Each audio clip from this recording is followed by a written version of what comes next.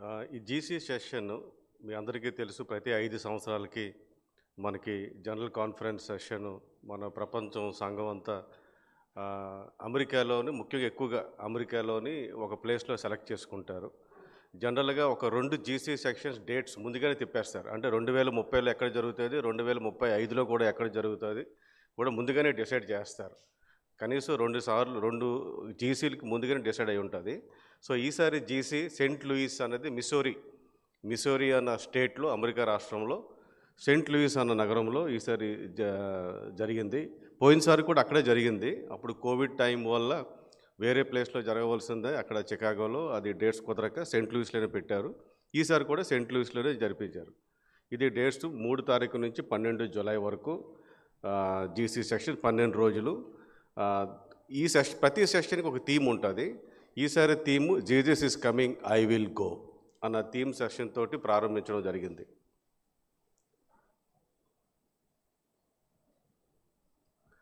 ఈ సెషన్ ముందు ప్రారంభమైనప్పుడు మొదటగా మన పాత ప్రెసిడెంట్ గారు, జీసీ ప్రెసిడెంట్ గారు టెడ్ విల్సన్ గారు ప్రసంగంతో స్టార్ట్ అయింది. సో ఆయన ప్రజెంటేషను, ఇది పోడియము. ఈయన మన ప్రీవియస్ జీసీ ప్రెసిడెంట్ గారు టెడ్ ఎన్సి విల్సన్ గారు. ఈయన దాదాపు జీసీ ప్రెసిడెంట్గా 3 సార్లు చేశారు. 3 సార్లు చేసి మన జీసీ సెక్షన్ ప్రెసిడెంట్గా ఉన్నారు. ఈసారి వేరే ఆయన కొత్త ఆయన ప్రెసిడెంట్గా అయ్యారు. ఈయన నార్త్ అమెరికా డివిజన్ నుంచి వస్తున్నారు. ఇది opening remarks. Pastor mark Finlay అని ఆ రోజు ఓపెనింగ్ డివోషన్, ఏ రోజైతే జీసీ సెషన్ ఓపెన్ అయిందో ఆ రోజు ఆయన మాట్లాడడం జరిగింది.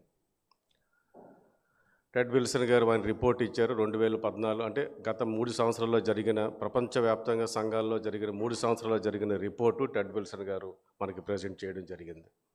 ఇది మనకి జనరల్గా ఎలక్షన్స్కి వచ్చేసరికి మనం కింద నుంచి పైకి చూస్తే, కిందన ఫస్ట్ మన ఆర్గనైజేషన్ లోకల్ చర్చ్ అంటే మన చర్చు, కాన్ఫరెన్స్ అంటే మన సెక్షన్, తర్వాత యూనియన్, డివిజన్, జీసీ. మనకి ఎలా ఉంటుందంటే జీసీ ప్రెసిడెంట్ ఉంటారు, జీసీ ట్రెజరర్, జీసీ సెక్రటరీ. అలాగే సేమ్ జీసీ కింద డివిజన్ ఉంటుంది, సేమ్ ప్రెసిడెంట్, ట్రెజరర్, సెక్రటరీ. యూనియన్కి ప్రెసిడెంట్, ట్రెజరర్, సెక్రటరీ. సెక్షన్కి ప్రెసిడెంట్, ట్రెజరర్, సెక్రటరీ. వీళ్ళందరికీ కిందన చర్చికి వీళ్ళందరూ రిప్రజెంట్ చేస్తారు. అది మన ఆర్గనైజేషన్ స్ట్రక్చర్. ఇది కొత్తగా ఎన్నికైన తర్వాత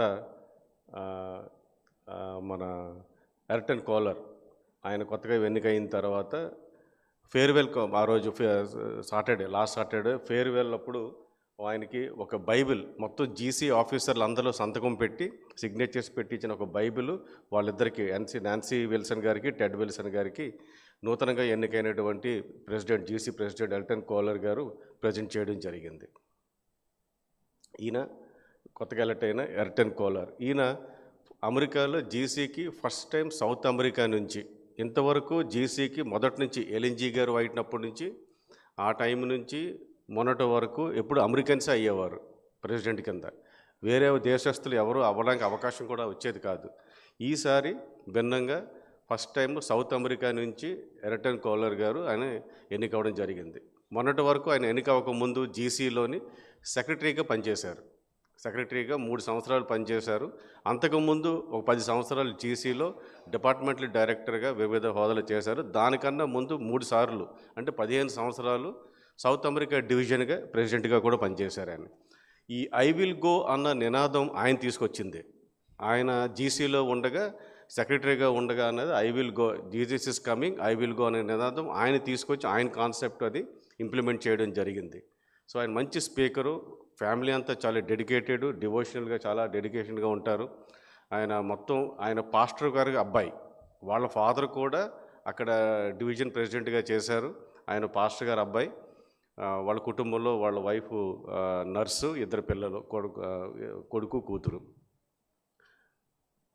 సో ఇది కొత్తగా నూతనంగా ఫస్ట్ టైము వెళ్ళిన తర్వాత నామినేటింగ్ కమిటీ మెంబర్స్ వారు ఎలక్ట్ చేసిన తర్వాత జీసీకి కావాల్సిన 3 ఆఫీసర్ని, డిపార్ట్మెంటల్ డైరెక్టర్సు, వాళ్ళందరినీ ఎన్నుకోవడం జరుగుతుంది.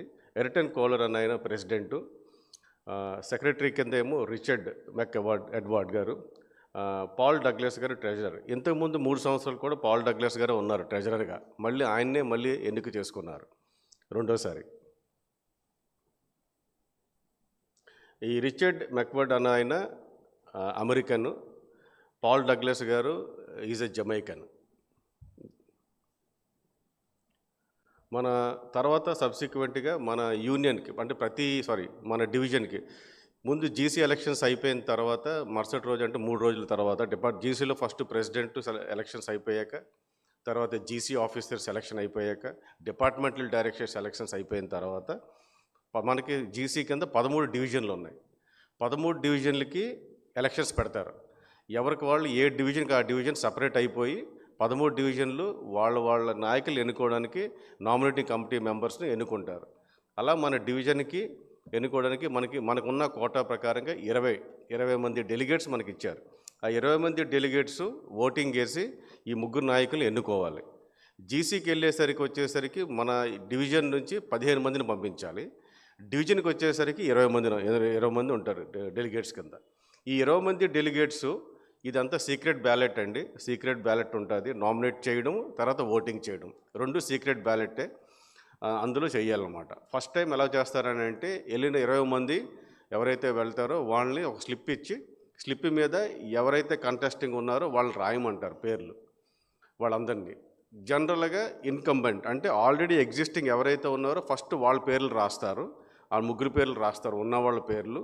కొత్తగా ఎవరైతే పేర్లు యాడ్ చేయాలనుకుంటున్నారో వాళ్ళ పేర్లు కూడా రాయమంటారు. అయితే మన విషయంకి వచ్చేసరికి మన కరెంట్ ప్రెసిడెంట్ గారు పాస్టర్ అజరాస్ లక్రా గారు రిటైర్ అయిపోతున్నామని ముందుగానే అనౌన్స్ చేశారు. నేను మళ్ళీ కంటెస్ట్ చేయట్లేదు, నేను రిటైర్ అయిపోతున్నాను అని. సో అందుకని ఆయన పేరు రాయలేదు. మిగతా వాళ్ళ పేర్లు రాస్తారు. మిగతా కొత్త వాళ్ళ పేర్లు రాసుకోమన్నప్పుడు మొదటగా స్లిప్ ఇచ్చినప్పుడు ఒక 4 పేర్లు రాశారు. 4 పేర్లు వచ్చిన తర్వాత మళ్ళీ రెండోసారి స్లిప్ ఇస్తారు. అక్కడ ఈసారి అయితే చెప్పడం అది లేదన్నారు ఒకళ్ళ గురించి, మళ్ళీ కామ్గా రాయడమే పేరు. సో రెండోసారి స్లిప్ ఇచ్చినప్పుడు ఆ స్లిప్లోని మళ్ళీ ఈచ్ పర్సన్కి పేరు రాయాలి. సో అలా రాసినప్పుడు ఒక్కొక్కరి పేరు రాసినప్పుడు 4 పేర్లు ముందు వచ్చాయి. అందులో మళ్ళీ 4 పేర్ల తర్వాత మళ్ళీ రెండోసారి స్లిప్ ఇచ్చి పేర్లు రాయమన్నప్పుడు ఒక 15 ఓట్లు జాన్ విక్టర్ గారికి వచ్చాయి ఆయనకి. మిగతా వాళ్ళకి ఒక 4, మిగతా వాళ్ళకి 1 ఓటు వచ్చింది. ఇది అయిపోయిన తర్వాత జనరల్గా మన ప్రాసెస్లో ఏంటంటే ప్రెసిడెంట్ గారిని పిలుస్తారు లోపలికి నెక్స్ట్ నామినేటింగ్ కమిటీకి ఎలక్ట్ అయిన తర్వాత. ఇది ఎలక్ట్ అయిన వెంటనే అనౌన్స్ చేయరు. ఫస్ట్ ఇది ఇక్కడ కమిటీలో ఎలక్ట్ అయిన తర్వాత మళ్ళీ జీసీకి వెళ్తుంది, అక్కడ నామినేటింగ్ కమిటీ, అక్కడ పాస్ అవ్వాలి వాళ్ళందరూ, అక్కడ ఓటింగ్ వేయాలి. ఆ ఓటింగ్ అయిన తర్వాత మళ్ళీ కాన్ఫరెన్స్కి వస్తుంది, అంటే ఓపెన్ కాన్ఫరెన్స్కి వస్తుంది. అక్కడ మళ్ళీ ఉన్న డెలిగేట్స్ అందరూ మళ్ళీ ఓటింగ్ వేయాలి. అక్కడ ఎవరైనా అబ్జెక్ట్ చేయొచ్చు కావాలంటే. ఆ ఓటింగ్ అయిపోయిన తర్వాత ఆయన ఎలక్ట్ అయినట్టుగా అప్పుడు అనౌన్స్ చేస్తారు ఓపెన్ ఫోరంలో. అప్పుడు మళ్ళీ ఆయన పిలుస్తారు లోపలికి. పిలిచిన తర్వాత మీకు సెక్రటరీ ఎవరైతే అనుకుంటున్నారో ఎన్నికైన ప్రెసిడెంట్ చాయిస్ ఇస్తారు. ఆయన కావాలి అంటే చెప్పొచ్చు, లేదా కమిటీ వాళ్ళైనా చెప్పొచ్చు. అలాగా ఓటింగ్లోని జాన్ విక్టర్ గారి చాయిస్ ప్రకారంగా సెక్రటరీని పాస్టర్ ఉజ్వల్ కాందానే, ఆయన ప్రస్తుతం వరకు నార్త్ ఇండియా యూనియన్కి ప్రెసిడెంట్గా పనిచేస్తున్నారు.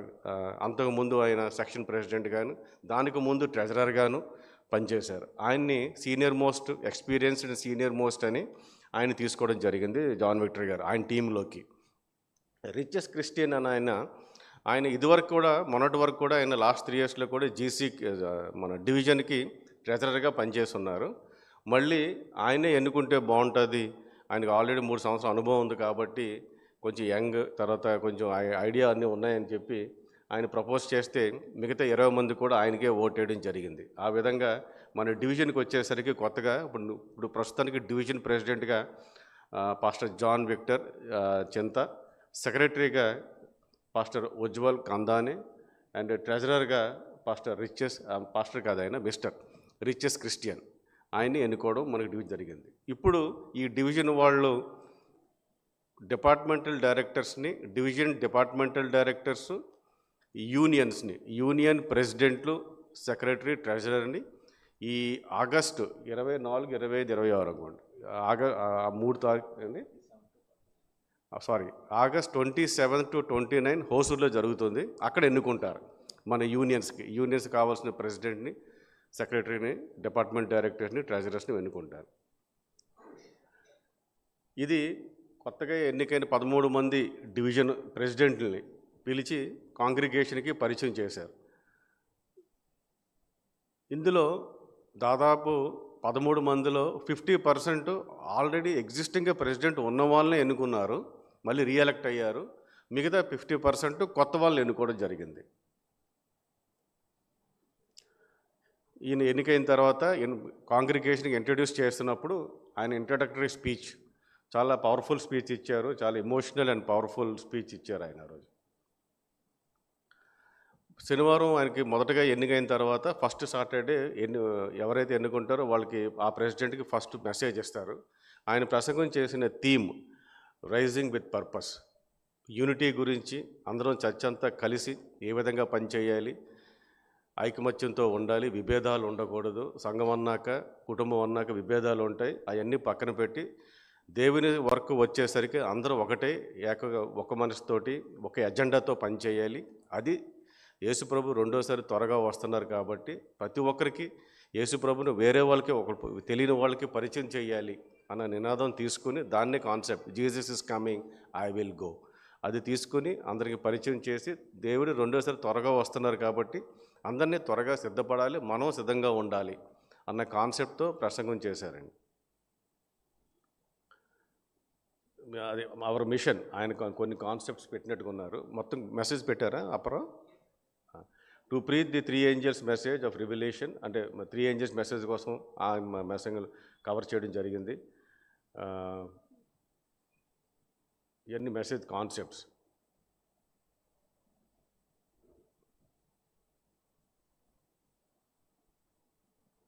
ఇది main important. Jesus is not preparing something for us, but he is preparing us for something he has already prepared. ఇది కాన్సెప్ట్ అండి. Jesus is coming, I will go.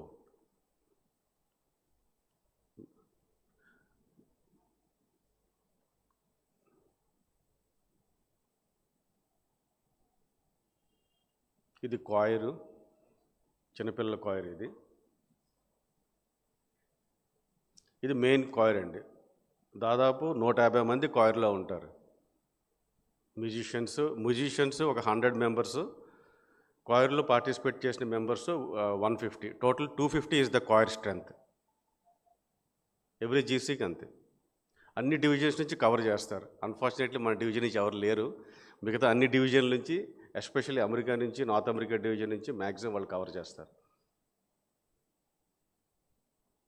ఇది ఎన్నికైన తర్వాత మేము ఆయన కంగ్రాచులేట్ చేయడానికి ఆ రూమ్ నెంబర్ 132 దగ్గరికి వెళ్ళి వెంటనే ఆయన కంగ్రాచులేట్ చేయడానికి వెంటనే బయటకు వచ్చి మమ్మల్ని అందరినీ ఆప్యాయంగా అద్దుకొని మాతో చాలాసేపు మాట్లాడారు. ఆయన నెక్స్ట్ 5 yearsలో చేయబోయే అజెండా, ఎస్పెషల్లీ మన సదరన్ ఏషియా డివిజన్ మీద వాళ్ళకి ఫోకస్ ఎక్కువ ఉంది.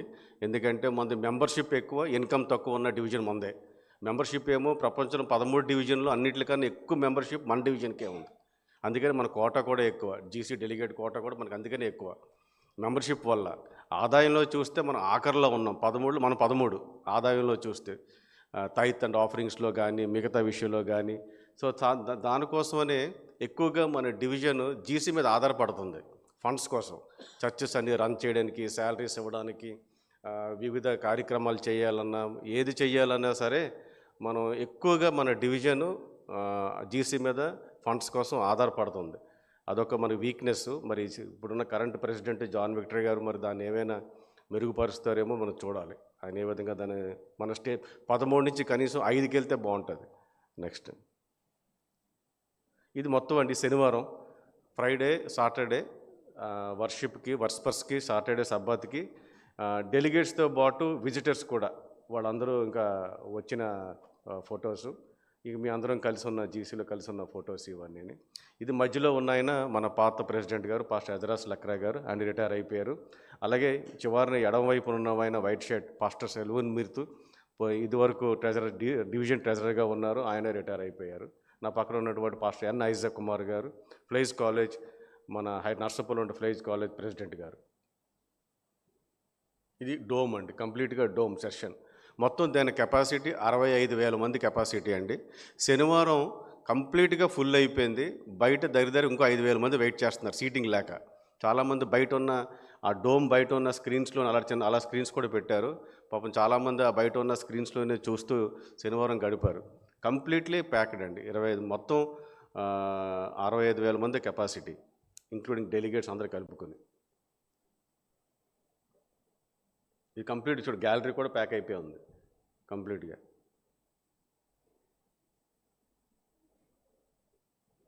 ఇది మన పాస్టర్ అలెగ్జాండర్ గారు అని కలిసారు. ఆయన డెలిగేట్గా వచ్చారు మన సెక్షన్ నుంచి.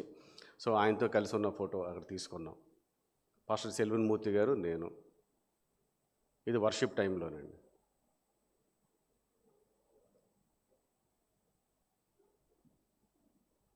ఇది 13 మంది డివిజన్ లీడర్స్ ఎన్నికైన తర్వాత వాళ్ళ ఫోటో షాట్లో అది ఒక ఫోటో తీసుకున్నారు. Thank you. ముందుగా జీసీలో అంటే అది one of the world's biggest church, ప్రతి 5 సంవత్సరాలు జరిగేది. కొన్ని మనం తెలుసుకోవాల్సినవి మళ్ళీ లాస్ట్ టైం కూడా చెప్పానండి. అంటే అంత పెద్ద 65,000 మంది జనాలు ఉన్నా సరే ప్రేయర్ స్టార్ట్ అయితే ఎక్కడ వాళ్ళు అక్కడ నుంచుని పోతారండి. నుంచుని కళ్ళు మూసుకుని ప్రేయర్ చేస్తారు. ప్రేయర్ టైంలో అసలు ఏ పని చేయరు. మనమైతే ప్రేయర్ టైంలోనే బయటికి వెళ్తాం, లోపలికి వస్తాం, పనులన్నీ చేసుకుంటాం, ఎవరు చూడరు కదా అని. అక్కడ అలా కాదండి. వాళ్ళు ప్రేయర్ స్టార్ట్ అవ్వగానే ఎక్కడ వాళ్ళు అక్కడ నడుస్తున్నా, ఉండిపోయిన గుమ్మం దగ్గర ఉన్న ఎక్కడున్నా ఉండిపోయి ప్రేయర్ కంప్లీట్ అంతా అయిపోయిన తర్వాతే మళ్ళీ లోపలికి వస్తారండి. రెండోది మనందరం నేర్చుకోవాల్సింది మరి సమయం. అక్కడ మార్నింగ్ 8 o'clock వర్షిప్ స్టార్ట్ అయ్యేదండి. General worship. సాటర్డే శనివారం కూడా చర్చ్ 8 o'clock స్టార్ట్ అయ్యేది. 8:30 శనివారం అయితే 8:30కి మొత్తం ఫుల్ అయిపోద్దండి సాటర్డే అయితే. అంటే లోపలికి రావడానికి జనాలు 6 గంటలు 6:30 నుంచే లోపల రావాలి. అంటే అంతమంది రావాలి కదా లోపలికి. 65,000 మంది లోపల రావాలి. అందరికీ తెలుసు ప్లేస్లు ఉండవేమో అని. 6:30కే బయట పెద్ద లైన్లతోటి లోపలికి వస్తూ ఉంటారు. సో అన్ని సమయానికే స్టార్ట్ అయిపోతాయి. సాబత్ స్కూల్ కానీ, లెసన్ స్టడీ అక్కడ మీకు 10 o'clock క్లోజ్ అంటే మీరు కరెక్ట్గా 10 అయ్యేసరికి వాళ్ళు ఆమెన్ అనేస్తారు. అంత స్ట్రిక్ట్గా ఫాలో అవుతారు. మెసేజ్ ఇవ్వడం కూడా చాలా టైంగా అంత టైం పద్ధతిగా స్టార్ట్ అవుతాయి. సిస్టమేటిక్గా ఉంటాయి. చాలా ప్రేయర్ఫుల్గా ఉంటాయి. One of the best congregation I would say. నేర్చుకోవాల్సింది చాలా ఉంది. మన లీడర్స్ కానీ మంచి ప్రసంగికులు ఉన్నారు.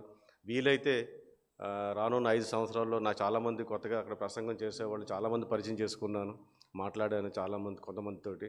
వీలైతే 5 సంవత్సరాల్లో వాళ్ళ డేట్స్ చూసుకుని ఒకరిద్దరు ప్రసంగికులను తీసుకొచ్చి ఇక్కడ మనం ఏమైనా ప్రేయర్ మీటింగ్స్ పెట్టుకుంటే బాగుంటుంది. చాలా పవర్ఫుల్ స్పీకర్స్ అండి. ఎల్ఎన్జీ వైట్ గురించి కానీ, మన బైబిల్ గురించి కానీ, సెవెంత్ అడ్వెంటిజం ఒక డాక్టరీన్స్ గురించి కానీ, మన రివైవల్ మీటింగ్స్ గురించి కానీ, మన సిస్టంలో చాలామంది పవర్ఫుల్ లీడర్స్ ఉన్నారండి. చాలా క్వాలిటీ లీడర్స్ కూడా ఉన్నారు. ఎవరు ఎక్కడ తీసుకోలేని వాళ్ళు. మనం చాలా అదృష్టవంతులవి అలాంటి సంఘంలో మన మెంబర్స్గా ఉండడం. It's a world church, biggest church and very systematic. అమెరికాలో అయితే మనది సెవెంత్ డే అడ్వెంటిజం అన్నది రెండో అతిపెద్ద సంఘం. మొదటిది అక్కడ ప్రెస్బిటేరియన్, వాళ్ళు అతిపెద్ద సంఘం. వాళ్ళు ఇప్పుడు కరెంట్లీ ఉన్న ప్రెసిడెంట్ ఎవరైతే ట్రంప్ ఉన్నారో వాళ్ళకు సంబంధించిన చర్చ్. తర్వాత రెండోది ప్రపంచంలో అమెరికాలో అతిపెద్దది, రెండోది సెవెంత్ డే అడ్వెంటిస్ట్ చర్చ్. ప్రతి 5గురిలోనూ ఒక అడ్వెంటిస్టులు ఉంటారు అమెరికాలో. అంత నోటెడ్. అందుకని మన వాళ్ళు కూడా చాలా ఎక్కువ మంది ఉంటారు అమెరికాలో అడ్వెంటిస్టులు.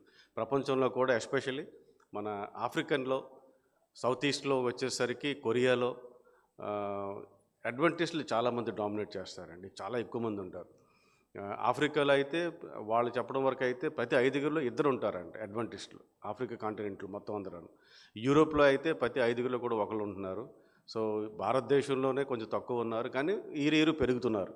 ప్రతి సంవత్సరం పెరుగుతున్నారు. మన డివిజన్ కింద ఇండియా, బంగ్లాదేశ్ అండ్ భూటాన్, ఈ 3 మన సదర్న్ ఏషియా డివిజన్ కింద ఉన్నాయి. సో మన మెంబర్షిప్ లార్జెస్ట్, మోర్ దెన్ నాకు తెలిసినంత వరకు ఆల్మోస్ట్ అంతా కలిపి ఒక 10 లక్షల పైన ఉన్నట్టుగా ఉన్నారు. ఎగ్జాక్ట్ నెంబర్ నాకు తెలియదు, కానీ చాలామంది ఎక్కువ మంది అయితే ఉన్నారు. సో ఈ విధంగా మనం ఈ సెవెంత్ డే అడ్వెంటిస్ట్ చర్చికి అటాచ్ అయ్యి ఉండడం, మరి అటువంటి సంఘంలో మన నిజమైన దేవుడిని, నిజమైన ఆరాధన, మనం అడ్వెంటిస్ట్ ఆరాధన, నిజమైన ఆరాధన చేస్తున్నందుకు మనందరం గర్వపడుతూ ఆనందించాలని మరొకసారి ఈ అవకాశం ఇచ్చినటువంటి డివిజన్ ఆఫీసర్స్కి, పాత వాళ్ళకి, కొత్త వాళ్ళకి, యూనియన్ ఆఫీసర్స్కి, సెక్షన్ ఆఫీసర్స్కి, మన సంఘానికి నా వందనాలు తెలుపుతున్నాను. Thank you.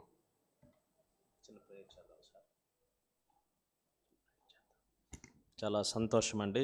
చక్కటి ప్రజెంటేషన్ ఇచ్చినటువంటి మిస్టర్ సుధాకర్ గారికి మన సంఘం తరపున, సెక్షన్ తరపున, మా అందరి తరపున వందనాలు తెలియజేస్తూ, చూసారు కదా ఎంత చక్కగా అక్కడ టైం టు టైం అన్ని కార్యక్రమాలు ఒక ఆర్డర్లో జరగటం. స్పెషల్లీ ప్రార్థన చేసేటప్పుడు ఎవరు కూడా అటు ఇటు వెళ్లకుండా, ఏ పని చేయకుండా ప్రార్థనలో ఉంటాం. ఇవన్నీ కూడా మనం నేర్చుకోవాలి. సో మనందరం కూడా అంతగా ఎదగాలని ఆశిస్తూ, మరి దేవుడు మిస్టర్ సుధాకర్ గారిని ఒక ప్రాముఖ్యమైన పాత్రగా అక్కడ వాడుకున్నారని మాకు అర్థమవుతూనే ఉంది. సో వారిని దేవుడు వాడుకొని వారు వెళ్ళిన పనికి న్యాయం చేసి క్షేమంగా గృహం చేరటానికి దేవుడు సహాయం చేశాడు. కనుక వారి కొరకు, కొత్తగా ఎన్నికైనటువంటి జీసీ డివిజన్ నాయకుల కొరకు, మనందరి కొరకు నేను చిన్న ప్రార్థన చేస్తాను. దయగల తండ్రి, మీకు వందనాలు, స్తోత్రాలు ప్రభువా. మరొకసారి ఈ ఉదయకాల సమయంలో మీ పాద సన్నిధికి వస్తున్నాం ప్రభువా. మీరు శాశ్వత కాలము రాజ్యం ఏలే దేవుడు, నిరంతరము ఉన్న దేవుడు తండ్రి. రాజులను ఎన్నుకునేది మీరు, రాజ్యాలు స్థాపించింది మీరు తండ్రి. మా సంఘాలను స్థాపించింది మీరు. మీ రక్తంతో ఈ యొక్క సెవెంత్ డే అడ్వెంటిస్ట్ సంఘాన్ని స్థాపించాడు నా ప్రభువా. ఇది నాయన దరిదాపుగా 200 దేశాల పైగా ఈ సంఘం ఉన్నది నాయన. ప్రపంచంలోనే ఉన్నతమైనటువంటి స్థితిలో ఉన్నటువంటి ఈ సంఘంలో, ఈ యొక్క పరిశుద్ధమైన సంఘములో, త్రిదోత వర్తమానము ప్రకటిస్తున్న ఈ సంఘంలో సబాతును నాయన ఇదిగో తండ్రి ప్రాముఖ్యంగా తీసుకొని, ఇదిగో తండ్రి మీ రాక కొరకు ఎదురు చూస్తున్న ఈ సంఘములో మమ్మల్ని మీ కుమారులుగా, కుమార్తెలుగా, మీ బిడ్డలుగా ఉంచినందుకు మీకు వందనాలు ప్రభువా. ప్రాముఖ్యంగా మరి ఈ యొక్క 62వ జీసీ సెషన్లో మీరు ఎన్నుకున్నటువంటి నాయకులను బట్టి మీకు వందనాలు ప్రభువా. ఎటన్ కోహ్లర్ గారిని ప్రభువా, అదేవిధంగా ప్రభువా మరి సెక్రటరీ గారిని, ట్రెజరర్ గారిని ప్రత్యేకంగా ఆస్వాదించండి, దీవించండి. అలాగే మా డివిజన్కి పాస్టర్ జాన్ విక్టరీ గారిని, అదేవిధంగా ప్రభువా సెక్రటరీ గారు, ట్రెజరర్ని కూడా ప్రత్యేకంగా ఆస్వాదించండి.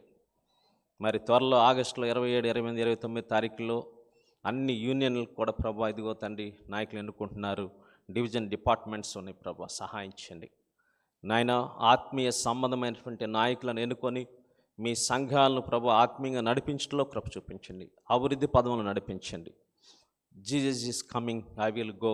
యేసయ్య త్వరగా వస్తున్నాడు, నేను వెళ్ళి పరిచర్య చేస్తున్నటువంటి థీముని బలపరచడానికి మమ్మల్ని అందరూ కూడా వాడుకోండి.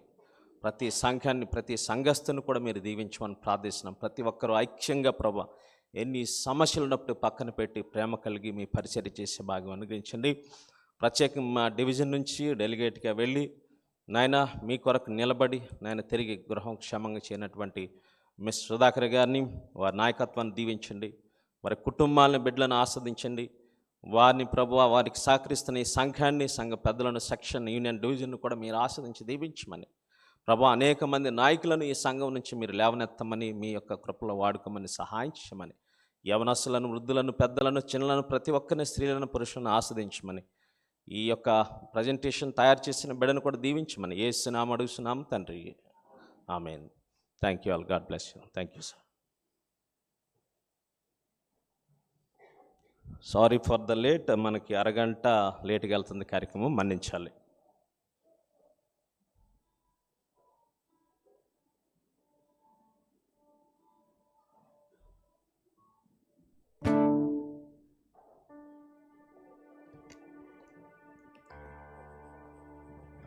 కీర్తనల పుస్తకం నుంచి 87వ కీర్తన.